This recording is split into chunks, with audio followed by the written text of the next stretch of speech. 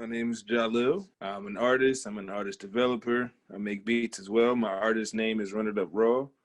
Um, I'm in the process of making a label, and I'm also in the process of building a recording studio. It's going to be called Poise Records. And I also do websites as well.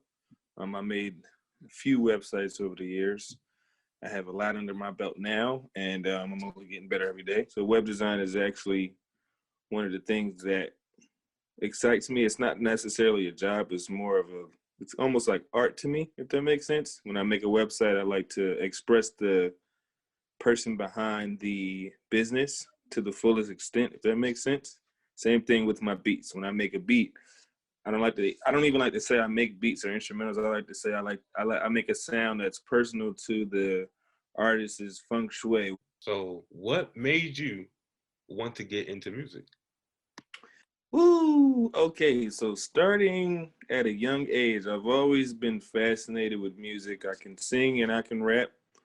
And I've also done plays too, and I've played a lot of instruments as far as trombone, piano, the xylophone, the drums, and a little bit of trumpet, little violin. But those instruments, it kind of playing those instruments and seeing how whatever I play can uplift somebody's mood or bring back a memory or make someone feel, in some instances may get someone emotional or something like that, but it's just cool to see how music and the vibrations of it can affect someone's mood to where they're looking now at the person making the music as if they are a magician. Like I've seen certain variations where I'll hear a song and then like because with the piano I play by ear, so I'll hear a song and I'll be able to play it back really quickly, and they're like, "Wow, that's amazing!" Or I can turn it into my own variation of what I would want it to sound like. So music is like life. We'll say that. No, that's interesting, and I love that because, like, nowadays, a lot of people don't play instruments. They don't know how to play instruments. And, growing up, like, I grew up playing the sax, playing piano. So, like, certain things that when you play an Oh, instrument, you can hear it, you can pick something up. So, like, I know you touched on it, but like playing those instruments, right? How has it influenced your music and how does that separate you from kind of like the current age and status of songs that you may hear on the radio or around your city, whatever the case may be? all right. So for an example, let's talk about. I don't want to call it the new generation of rapping. We'll just say the new ear catching rapping. Okay. Um, those beats are very monstrous and the 808s kick and stuff like that. And then you'll have someone like her or there's Anderson Pack, or you listen to Bryson Tiller, one of them. The instruments that they use, they catch your soul. Whereas the other songs, the rap songs with the powerful 808s and stuff like that, they more so make you forget about uh, your troubles and just want to go party. Whereas the artists that use more real instruments or just more of a live aspect to someone still using instruments opposed to a computer, it touches the soul differently, in my opinion. Like, hell, even if you look at it, when you see behind the scenes, like even back in the day, we used to have like behind the video or behind the music in the studio, you see people actually playing the instruments, playing the keyboard, and it was a different feeling. Even old school hip hop, you can still have that feeling. So I think it's a good thing that you do have that background, you do have that knowledge, you're able to, bring that out. So that's always a positive thing. So how does Philly, and like you say you went to Florida for a little bit, how did Philly and Florida, influence you musically, personally, professionally? So Philly kind of kick-started my idea of I can do it and I can do it differently to show what I think this genre of music should really sound like. Florida kind of put me in a perspective to take my time. Down south, they move a little bit slower, and they also listen to slowed down music. Like they'll take a regular song and slow it down. So that Florida kind of made me look at things, take my time more so before I rush and put something out, or whereas in Philly it's like everybody's trying to be the most popular person just so they can get the most reciprocation back, when a lot of the times, from what I know, and I'm sure you can relate, you can get all those people, but 9 times out of 10, half of those people don't like you, or half of those people are only saying that so that they can get to your position, or uh, they might be saying, "Oh, this is hot in your face," but talking crazy behind your back, saying that it's really not. And I even took a step back away from being an artist more so than a producer and an artist or artist development, because I started to notice it. It'd be, yeah, bro, that joint was hot, bro. Yeah, bro, that joint was hot, bro. Or, oh my God, look, that joint was hot. Da, da, da, da. And then I go look at my plays on, mind you, I distribute on all platforms. That's why I ask people, yo, what do you listen to? What do you listen to it on? It's on this, it's on that. And my plays ain't matching up with the people saying that joint is hot. You know what I'm saying? And it's just like, okay, you could tell me, I can take criticism very well. So if it's not where it needs to be, you can let a brother know so I can, backtrack and try to do better next time, instead of me just instead of me just being out there and it's really not what it's supposed to be, and you telling me that it is, so I'm just letting it be, thinking that I have fans and stuff like that, when that's not the case. Yeah, no, you ain't lying. You ain't lying. That's why part of me, like, I'm actually very thankful, like, when it comes to these social media platforms, when it has the analytic parts to it, because so many people may be pressed on like the physical notion of saying, oh, how many likes did this get? How many views did this get? When in reality, people will literally watch your video, or they will see your post and just go by it and it don't matter. But the analytic Ooh. parts of it, you will see what really happened. I may get one like on a post and it reach 300, 400 people. And it is what it is. It's part of the game, but it's also like you see certain things like, all right, this may not work. Let me try this, or let me flip to that, or let me, So it's a good and a bad to it, but it's very much like a a mind fuck, so if you will. I agree. Um, you mentioned analytics.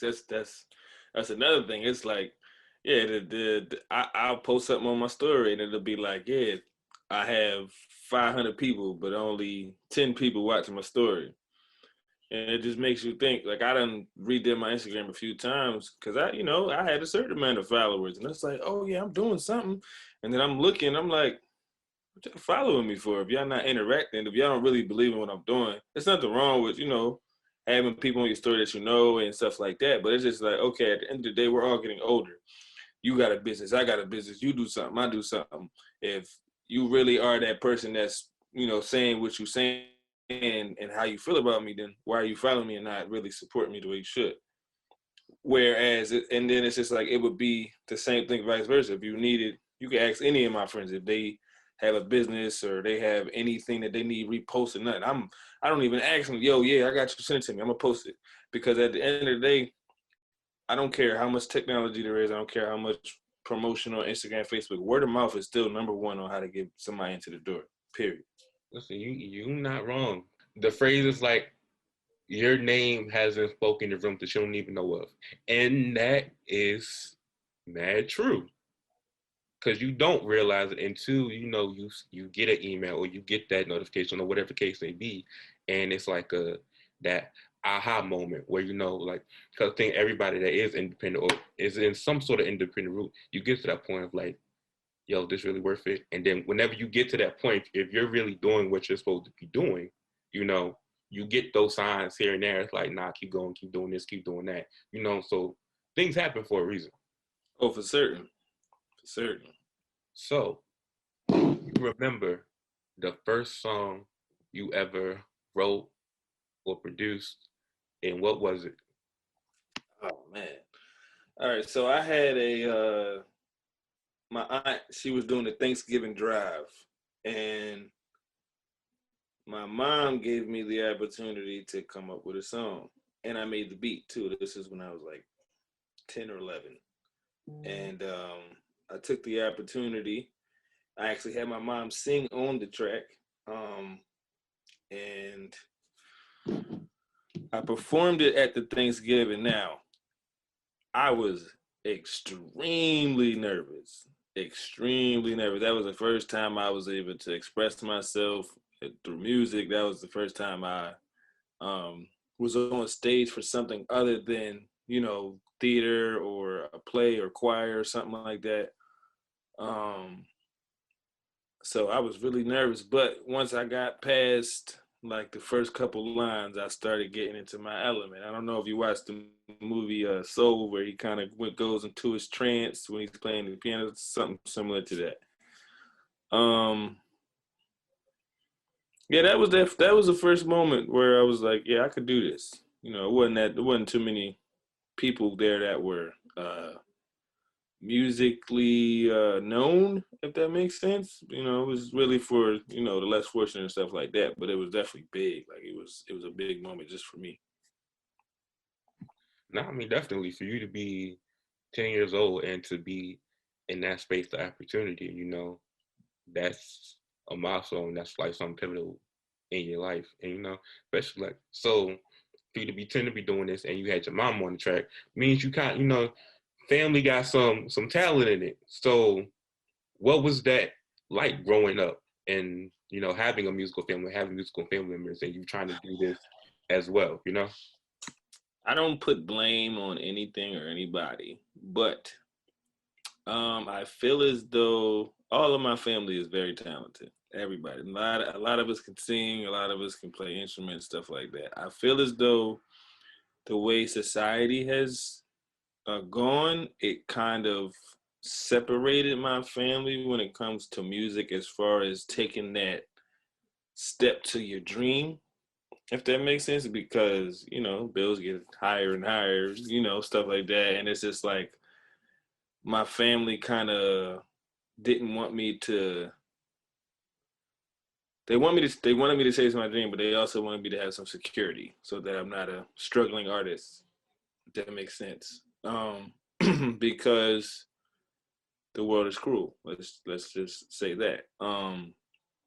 So I kind of faded away from, as I got older, like mid high school, pre college. I kind of faded away from focusing on music just because I needed to find a career at which I would be able to support my dream. They call it a hobby, of course. Sometimes family can take what you do and not uh, take it as seriously as you do. So it was like I went to school at Fairleigh Dickinson University for computer science and technology, and that's where I started to get into the websites. It's just and like I said, it all works in hand. It all works for a reason. But yeah, it's kind of like a pivotal moment where it's like, yeah, I wish I would have probably pushed a little harder, but I'm not upset either because I learned another skill trade that can again pay for my dream. Right now, I understand that. I get that, especially like, but luckily enough for you to be passionate about music and also going into website designing and building things of that nature, they can very easily be intertwined. So, I feel like that is definitely a good thing. So, how have you been able to use those skills together, to help push yourself forward, to push your creativeness and your creative energy forward? Well, that falls into, I don't have a website for myself yet, which is crazy. A lot of people get on me about that, but there's a reason behind that too. So I never mix them together. I kind of keep them separate, which now you're saying it makes a lot more sense. There was a reason. Again, there's a reason why I kept them separately, is because the website was to show, yeah, I am doing something as far as a career in a sense, and then the music is something that's more personal, and that is my dream. So I didn't want to combine them just to not be looked at crazy, if that makes sense. No, it makes sense because so many times people try to put you in a box to try to make you choose Ooh, I hate one boxes. thing or the other thing. Like, oh, you can't do this, you can't do that, and why can't I? Right. People, you got to understand there are certain different types of people, but everybody is in a box. Right now, you're in a box. Right now, I'm in the box. But there are those that don't want to be in a box. Like, I have certain days where I wonder, I've watched plenty of movies where it's like some houses are round and stuff like that. And it's like, I wonder how my mindset would be if my house was round and not squared and boxed off.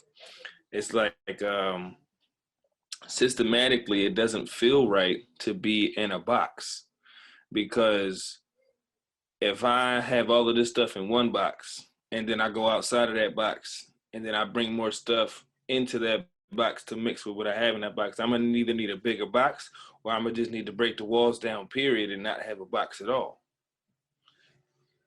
Because boxes get closed and they get shipped off, and 9 times out of 10 they don't reach the destination that they're supposed to go to because they're not treated with care. Or they're not, what I'm saying. You if you're gonna put stuff in a box, you gotta organize it a certain way so that it doesn't get damaged. Where if you don't have a box, you can organize and put things in certain places all around so that they can all grow and there is no roof to stop the growth of whatever that you want to do. It's funny you say that like the box comment because no, I was definitely stuck in the box for a minute. Because when I started all this, it was because I was in undergrad and I felt like I wasn't getting the experience that I wanted, and I had to have something after I graduated. All them bills, like I had to have something to my name, and Right. that's how everything started. I love music, so I was little, writing songs, poems, stories, all of that stuff. So music and journalism, I was one of the weird kids that like I kind of always knew what I wanted to do when I was younger, so it just made sense. But Right. that was my box. And then I went to grad school and I started getting into producing and editing the videos and editing the audio and doing all of that stuff. And I'm like, oh, this is fun. I want to do this too. Then I was a graduate assistant and I'm helping the kids and I'm working with the kids and I'm like, okay, I can do this too. And I just keep adding on things, making documentaries. And it's just like that box that I thought my world was going to be, it ain't there no more. So I think that's very important that you mentioned that because you're alive, you're a human. So we have to keep growing and learning and stepping out of that box, breaking it down and building whatever you want to build in your life. So what are a few goals that you want to accomplish professionally, whether it is from the music side, the website side, or like any of the previously creative avenues that you mentioned? Professional goals, I definitely, on the music side, I want to get my studio, my recording studio finished, and also get the LLC and my label started so that I have a place to put my artists under because you can't do that without that. Um, and then also I want to make a better portfolio for the websites that I have done so that when people ask me, can I see some of your work? I have a little link where I can go bloop. There you go. Check them out. Um, the trying to think. I guess another goal would be to get myself in a better headspace, even though it's not really a goal. It's just more to get myself in a better headspace so that I can stay on top of all of these things. Because I do know that handling a lot at once is overwhelming. So I just want to make sure that my headspace is correct. And that is another reason why things aren't where they're supposed to be right there at this moment, but they are getting there very rapidly. Because having a good mental health is very important with whatever you're doing. So those would be my 3 professional goals. mental health. I'm a big advocate for mental health. Have my own have my own personal issues, outside of that, especially when it comes to being a creative, especially being black. It seems like there's a extra layer of mental health issues that tend to be common amongst a lot of people, Mm-hmm. especially black creative men. So, if you don't want to get too deep personal, I get to understand that. I ain't ask you to spill out your whole heart, but what has that process been like for you trying to get yourself into that space of, being okay and not letting outside forces dictate you or what you may want to do? It's easier said than done. I'll start with that because it's not for everybody. It's like it's like being it's like being in a space where you're trying to let yourself know that everything's gonna be okay while there's another side of you saying, "Yo, you're doing too much." So it's almost like being in a battlefield inside your own mind. Let me give you an example of what I mean. I'm sure you've watched SpongeBob before. Have you ever seen the episode where he's in his head and there's a bunch of different SpongeBob's going chaos and there's fight? It's a little bit like that. Whereas what I do to help me, and we can shout out to Miss Nia Perry. Watch her work. Her Instagram is uh, Nia Padilla. So what she did was send me a couple videos, and she sent me some. So also shout out to Killy Key because she sent us a meditation video to do. Because what that did for me was help me get my mental where I know that everything's gonna be okay no matter what. Um, Meditation is definitely something I did when I was younger too, and I stopped just because of being in the mix and moving around so much that I forget to center myself. So, um, ooh, it's like it's a constant battle of if is what I'm doing right, and is this gonna get me somewhere, or do I need to stop and just be an average person that doesn't. It's not to say that you're average because you quit on your dreams or whatever, but it's just like at some once you get to like, yeah, I think I should get this up. Like it ain't it ain't doing what I wanted to do.